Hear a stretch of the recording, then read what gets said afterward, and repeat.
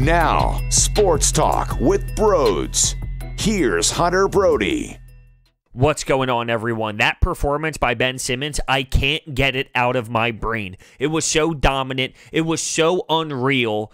And that's what I expect out of him more times than not. And that's why it's frustrating, because he has the ability to do that and we don't see it on a consistent basis, right? So I get that. We don't see that type of game out of him every single night. And I know human nature comes into play, so it won't happen every single night. But we deserve that Ben, the 34, 12, and 12 Ben, the 5 steals, 2 blocks on top of that Ben, more than we do. And that's why we get frustrated. That's why fans want to trade him and get all outraged, because it seems as if it's in there and we're not getting it out of him.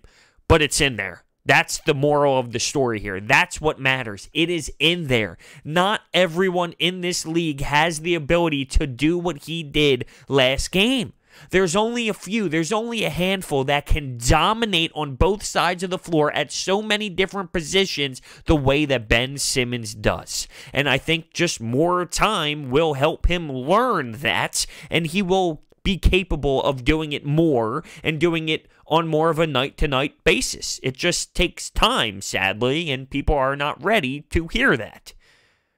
It shouldn't take as much time as it has, but reality is it is for Ben Simmons. It's taking time for him to realize he can do this every night. But it doesn't seem like he is just finding that out. The way he carries himself, the way he talks to the media, it's as if he knows he can do it. So why is it not happening more? Listen, these questions, they're part of the frustration, right? But you saw him do it. Not everyone can. And the fact that he can, you got to realize he's so unique. And I think when it comes down to the playoffs and when adjustments are made and when different looks are being utilized, because realistically in the playoffs, it's such a different game. A lot of people forget how different it is in the postseason, where you're scouting one team, you're watching film game to game, you're adjusting game by game, the coaches are making different moves. The fact that Ben can be utilized in so many different ways, it's going to be really big in the playoffs. The versatility of Ben Simmons will be used when it matters. And I know he thrived playing the big man position. And now everyone's thinking, trade Joel Embiid, we have a center, or move Ben Simmons to the 4 and have Al Horford come off the bench, or this and that, and get a real point guard. And because of this game and because of what we've seen out of Ben Simmons as a screener and a roller, they're ready to blow up the roster and start all over again and have Ben Simmons play a different position. That's not the right direction. You're going to need Joel Embiid in the postseason. You're going to need Ben Simmons at point guard and at power forward in the postseason. You're going to need Al Horford in the postseason. You're going to need these players in the postseason. You are. Now, I think there's something to Ben Simmons being a screener and a roller. I think there's something to be said about how powerful he is in that moment and in that position. But there's also to be something said about who's on the other side. Can he do this against legit, tough, big men? Jared Allen, the Nets, is that playoff centers? No, it's not a playoff center. What happens when he goes up against a tough Marc Gasol? What happens when he goes up against some bigger, tougher guys consistently? It's totally different, absolutely. But there's something to be said about it. The Sixers can use this, and I want to talk about it more. Before we do, I need to let you know about the promo code BROADS at SeatGeek's checkout page that can save you $20.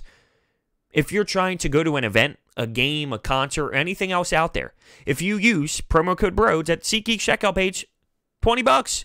Boom. And you can use that $20 towards parking, towards beer, towards food, anything you like. Use the promo code BROADS today. Now, I think that there are times where Josh Richardson can be the primary ball handler. Ben Simmons can come off the screen and things of that nature, and he can be a roller to the basket, even with Joel Embiid on the floor. I think that there are ways to utilize all of these players on the floor at the same time. You might have to space Joel Embiid out, and I know fans don't like to hear that because according to a majority of fans, Joel Embiid needs to live under the basket all the time. But if you're going to get Ben Simmons going and rolling to the basket, you might have to have Joel Embiid pushed out a little bit at times to knock down a mid-range jumper and to move him away from the paint. It's all situational. There are times where you throw the ball down low and say, go ahead, Joel, go to work, do your thing. There's times where maybe you play a two-man game with Josh Richardson and Ben Simmons and you space the floor differently. I think the versatility is there and can be used when it really matters in the playoffs, when one game, say, Ben Simmons runs the point guard position, and then the next game maybe he runs the point for half the game, and then you throw something different out at halftime, and bang, Ben's going to be rolling to the basket a lot, and Josh Richardson will be the ball handler. To confuse the opponent, to throw a different look at them, you can totally make it happen. To think that Ben Simmons shouldn't play point guard at all anymore, that's a little ridiculous because you're taking away what he does that's so special. He is an elite facilitator. He's an elite passer. He's so good at making his teammates better and giving his teammates better looks. So while I do like him and I'm more intrigued by him being that screener and rolling to the basket and finding ways to move towards the basket and even maybe getting a pass while going there, going to the hoop, but kicking it out to another guy or hitting somebody else, not just going strong every single time. He can still facilitate while doing that. And he even talked about it post-game. He said it was no knock on any centers out there, but he's faster. He's quicker with his body frame and with his footwork than most of the bigs in this league, so he can totally be a factor at that position. I'm intrigued by him playing that more than I ever have been in my life, but he still is a really good point guard, and he still has so much power when it comes to the ball in his hands that you can't just strip him of that. That's what he does best. That is what he is so good at. It's making his teammates better, getting them wide open looks. I threw this stat at you last time after the game against the Brooklyn Nets. He leads the league in assists that result in three-pointers. We've been ripping this team apart for so long now about the three-pointers and how they are in a great three-point shooting team, how they need to add three-point shooting to their roster at the deadline. How is he leading the league then? How? Because he's so good at getting open looks for his teammates. He's so good at driving, and he's so good at sucking everybody in towards the paint when he's going full speed that it allows someone to be wide open. It gives Tobias Harris an open look or Josh Richardson. So he still needs the ball in his hands. That is where he is best. But I do think that there's something to be said about how good he has been at the 4, at the 5. But you're going to need everyone. It's not as if, well, Ben Simmons is a full-time center or Ben Simmons is a full-time 4. He's not. He's not. But it is something that you can add into the game plan. It is something that can work at times, and who knows? Who knows what can be done when there's a different center guarding him? Who knows if there's a center that can really shut him down? We haven't truly tested that against a real opponent in a playoff situation, in a half-court set. There's no doubt about it that they should try it. But only time will tell. Because I'm not sold that he is a power forward at this time. It can work. He can score that way. But he can score and do so many different things. Here's the thing, what I see. His attack mode off of the screen is awesome. But he can do that as a point guard. It just comes down to if he is mentally checked in to do so. If he clocks in at the office and says in his own brain, Ben, I'm going to attack the whole damn night. I don't care. Because he can do it. What's the difference of him going to the basket off of a roll or just doing it from the top of the key if someone else was to set a screen? If Joel Embiid's going to set a screen, why can't he attack from that mode? He can. It's just a matter of him actually doing it and actually thinking about doing it. He dropped 34 points, right? He had a big-time surge when it came to Raul Neto and him. He dropped a ton of points in that moment. It was late in the third quarter, and that was where it exploded. But he also scored more points when he wasn't playing the 4. He also scored points when he wasn't playing center. He is capable of doing it. I believe he finished the first half with 15 points. He's very capable of still doing it. Sometimes the other team builds a wall, and he gets shy, and he doesn't want to do it, and he doesn't have the mentality to do it, and then that's the difference. It's about the mentality for him. He can do it no matter what position he's playing on the floor. So I'm just saying, he is still a point guard because what he does best, defend, which I love, but facilitating, passing the ball, getting his teammates open looks, he's just as good as that. He really is. He's at the top of the league when it comes to that. So how do you take the ball out of his hands more? How? He can do both. And that's where I think it'll be beneficial when it gets down to games that matter, when it gets down to game by game, when it comes down to a 7-game series, and when you can throw a totally different look at a team where they will be shocked, they will be stunned, and they need to adjust to that. And then you try something else, or you go back to a different way, or you do this. It's going to be something that this coaching staff can use. I don't know if they will, but they can use it to switch things up. So here's the thing. When Joel Embiid comes back, when Al Horford plays backup center minutes, will Ben Simmons ever be used as a 5? It seems as if he was used at the 5 because Kyle O'Quinn sucked, because Jonah Bolden sucked. Maybe sucked is a harsh word, but Jonah Bolden sucked. I'm talking more about Kyle O'Quinn. But they weren't good. So it was almost as if last option, all right, let's throw Ben in there because he's so good. He can also play center. Let that sit in. Really, let that sit in. It's crazy. He's one hell of an athlete. Trust me, I get why fans are upset, and I get why they are disappointed when it comes to Ben Simmons at certain points in certain games, in certain situations, how in the fourth quarter he seems to go away. And Brett Brown even talked about this. He said it was bizarre. It's bizarre how Ben Simmons gets criticized at times because he does so many things to help this team win, and he does so many things to put this team on his back and to make plays for this team. The whole fourth quarter thing, the third quarter thing, he doesn't comprehend it. And that's just coach speak. That's Brett Brown sticking up for his teammates. It's sort of like Doug Peterson stepping up for a teammate where we all know the team or the player on the team did something horrible, but he defends it because that's just what they are. And that's how coaches are these days for the most part. They are players, coaches. They will not dime anyone out in the media. We watched Gabe Kapler do it for 2 seasons, even though it felt like 75. But here's the thing. I can't go that far. There are things when it comes to Ben Simmons where I love him to death. I will defend him because I understand that he is a phenomenal basketball player and has the ability to be something really good in this league. And he has the ability in years to come to actually dominate the league once he grows into his own. Because this is a grown man's league. Been saying it for years. 27 to 33. When Ben Simmons is in that area and in that age group, wow, it's going to be special. And I support him all the time.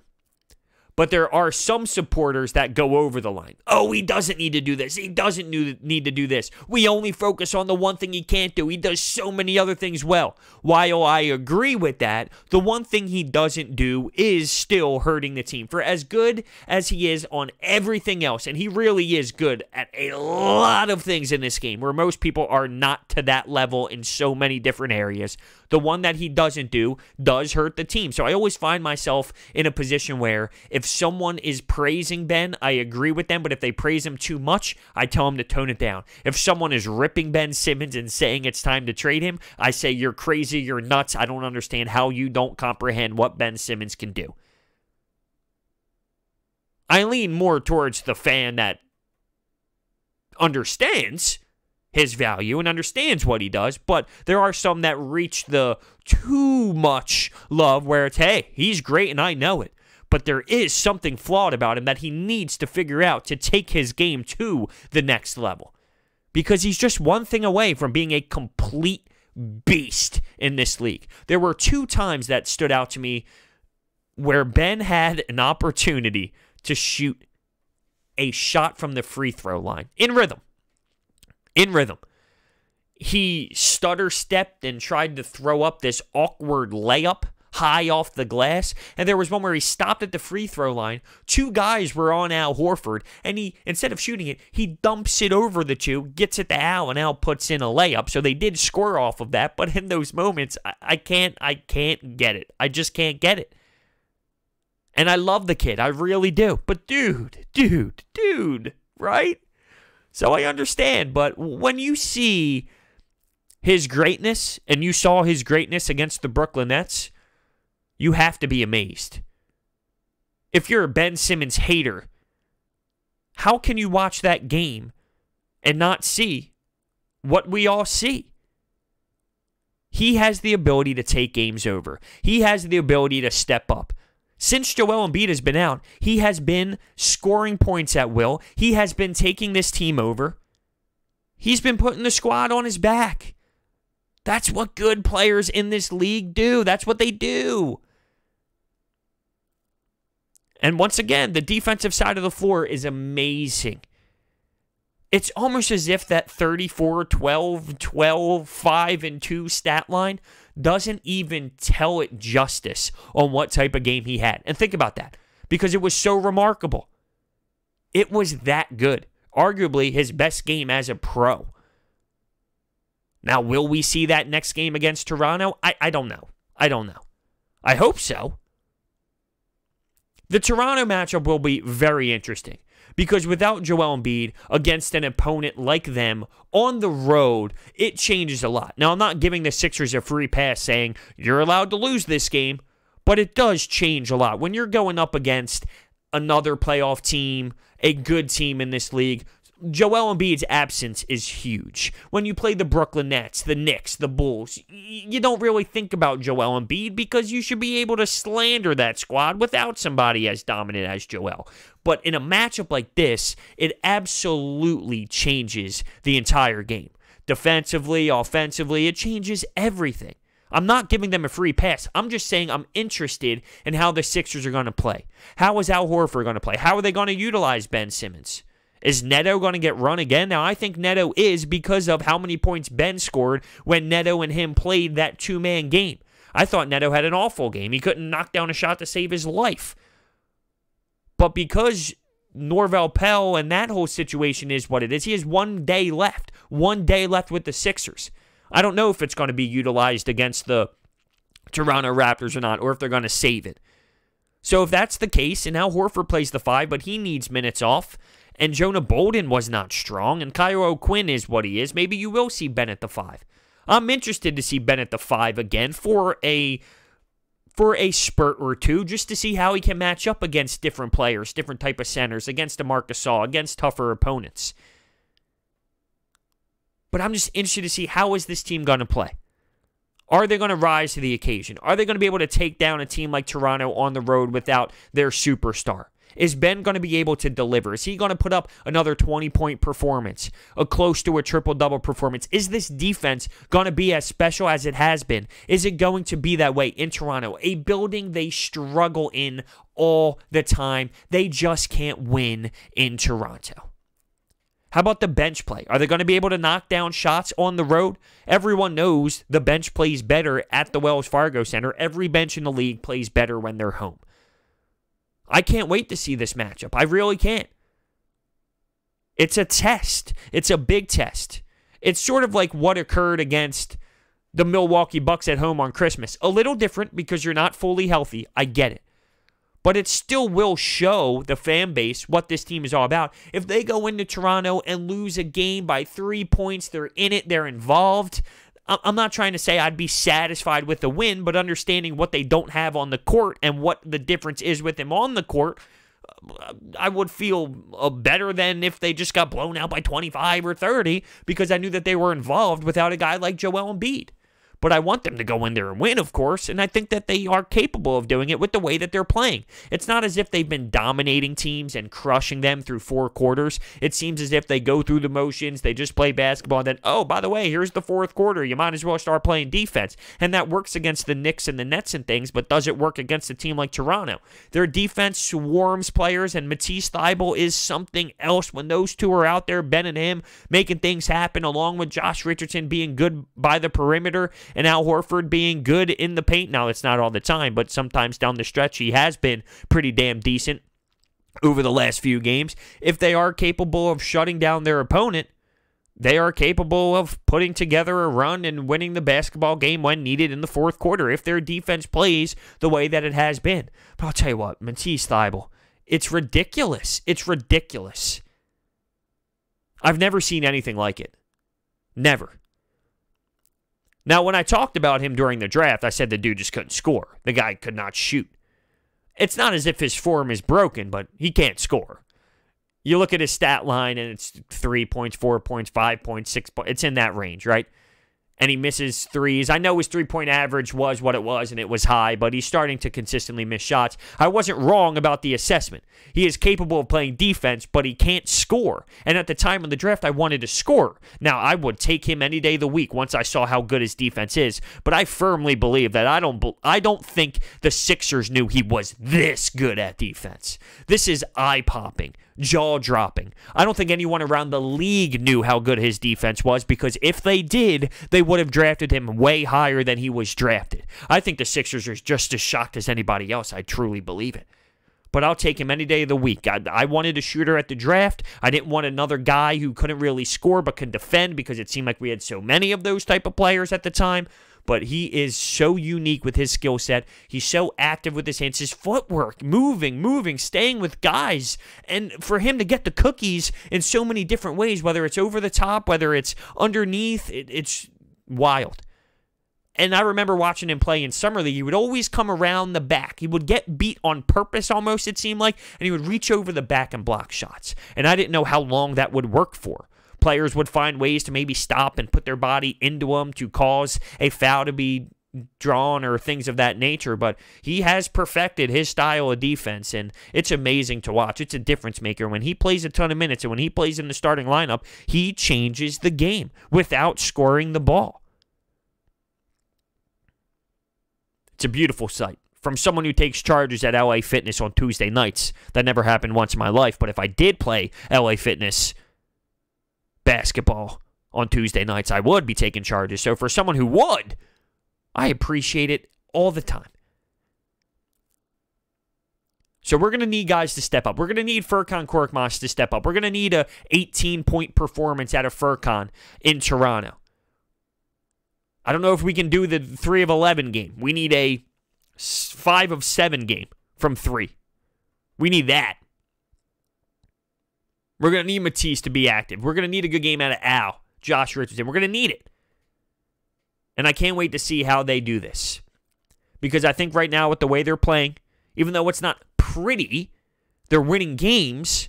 So they're on a 4-game win streak. They won a couple on the road. Granted, bad basketball teams, totally get it. Toronto's a different beast. And they have the psychological effect of not being able to execute down there.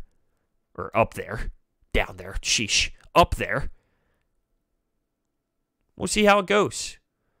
But I think they have the confidence right now based off of winning games, based off of how elite their defense has been. They know when they are willing that they can do it. And I keep going back to that statement, but it is reality. They are willing when they are. It's a scary sight. And I don't know how many teams can consistently score points when they're all clicked in, when they're all dialed in. The loss of Joel Embiid for this specific matchup, though, it scares me. That's all, and I don't think that's unfair. So let me know your thoughts down below. Thank you so much for watching. Hit that thumbs up button and subscribe, and I will see you next time.